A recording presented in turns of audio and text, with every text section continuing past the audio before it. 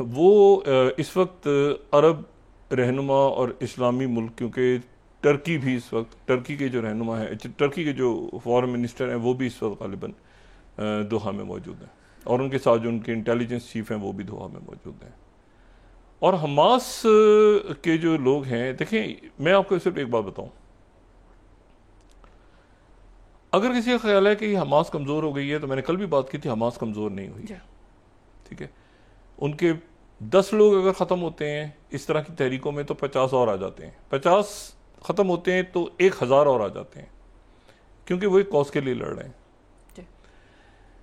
ये और उनके अंदर ये बात उनको इस वक्त समझाना बहुत दुश्वार हो रहा है कि क्या उन्हें चीट किया गया है या जो उनको बताने वाले लोग हैं वो खुद चीट हो गए हैं, नेतन्याहू ट्रंप के हाथों।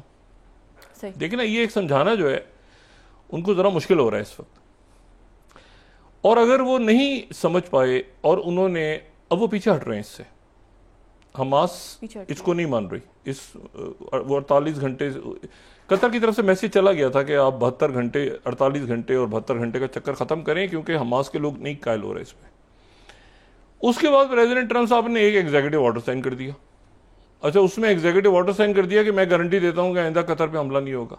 वो भाई, कतर पे हमले की ये अमेरिका ने गारंटी दे दी, अब और ने, वो तो माफी मांगने का किस्सा था ना, और इन्होंने एग्जीक्यूटिव ऑर्डर साइन कर दिया कि कतर के ऊपर अटैक। कतर ने तो बस माफी बात की थी ना, ये 15 अगर हम दिखाएं उन्होंने हमला, अब कतर के ऊपर हमला खत्म हो गया था, वो एग्जीक्यूटिव ऑर्डर साइन हो गया। तो ये अब एक है, कतर का बड़ा पॉजिटिव रोल रहा है, कतर ने बहुत इंपॉर्टेंट रोल प्ले किया इस पूरे मामले में। और अमीर कतर ईरान गए, सऊदी अरेबिया, आगे पीछे मुल्क सारे, और अभी भी टर्की मौजूद है वहां। इशू ये है सारा कि हमास अगर इसको नहीं, एक तो हमास के लोग कायल नहीं हो रहे, और बहुत बड़ी तादाद में जो मशरिक वस्ता के अमूमी तौर पे लोग हैं उस पर कायल नहीं हो रहे, वो इस पर कायल नहीं हो रहे कि ये हम ये जो है ये मतलब हमारे रहनुमा शहीद हुए। देखिए ना, इसमें एक ये जैसे गुड फ्राइडे एग्रीमेंट था, ये टोनी ब्लेयर का हिस्सा था, ये जो आइलैंड में हुआ था। तो गुड फ्राइडे एग्रीमेंट के को एक वो यानी मुआहदा तो 2 फरीकों में होता है ना, यानी अगर हमास का या चले फ़लस्तीनी अथॉरिटी का एक मामला चल रहा है इसराइल के साथ, तो उसमें हमास और फ़लस्तीनी अथॉरिटी तो है ही नहीं। अरब ममालिक जो हैं, और कुछ मुल्क ऐसे भी हैं जो कह रहे हैं कि हम तो अमेरिका से बात करते हैं, अमेरिका पर उनसे बात करता है। ओ भाई, आप फ़लस्तीनियों से बात तो कर सकते थे ना कुछ लोग। मैं सिर्फ ये कह रहा हूं कि ये मामला जो है ये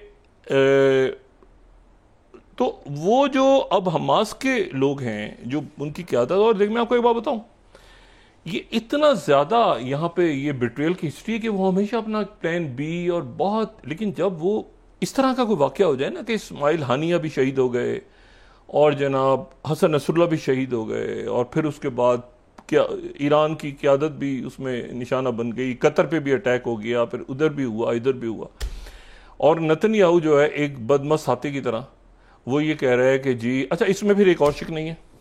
एक तो शिक ये नहीं है, दूसरी रियासत वाली जो शिक है ना, ये इसको अगर हम देखें ना, जो 20 नुकात हैं, तो 20 नुकात में जो 9th है ना, जो 9th यानी जो ट्रंप का जो प्लान है, ट्रंप और नेतन्याहू का जो प्रेसिडेंट ट्रंप और नेतन्याहू का प्लान है, अगर हम इसमें से 9th को हम देखें तो Gaza will be govern under temporary transitional governance. ये तो वही हो गया ना, ओ भाई, ये कमेटी काम करेगी बोर्ड ऑफ पीस के अंडर, जिसमें एक ट्रंप होंगे और एक टोनी ब्लेयर होंगे। अच्छा, एक तो बात ये हो गई। अच्छा, और उसके बाद ये आगे चलते चलते, लेकिन फिर उसमें जो है वो नेतन्याहू ने जो बात की है, वो अब अरब ममालिक ये बताने की कोशिश कर रहे हैं हमास को कि देखें जी, इसका जो आर्टिकल नंबर 19 है, while Gaza redevelopment advances and when the Palestinian Authority reform program is faithfully carried out, the conditions may finally be in place for a credible, कब होगा किसी को नहीं पता, ठीक है, ये तय करेगा इसराइल तय करेगा और अमेरिका तय करेगा। फेथफुली। तो उसके बाद ये होगा कि finally been place for credible pathway to Palestinian self determination and statehood, बस खत्म, which we recognize as a aspiration of Palestinian people. Timeline नहीं है। फिर इसमें एक और बड़ा इंपॉर्टेंट मसला है। देखें, ये जेनोसाइड क्या लफ्ज, जेनोसाइड जो है ना, कत्लेआम, इसके ऊपर एक बहस छिड़ी हुई है कि ये कत्ले जेनोसाइड क्या है, जेनोसाइड को कैसे डिफाइन करेंगे। सही, ठीक है ना। कत्लेआम जो है, मतलब मिसाल के तौर पे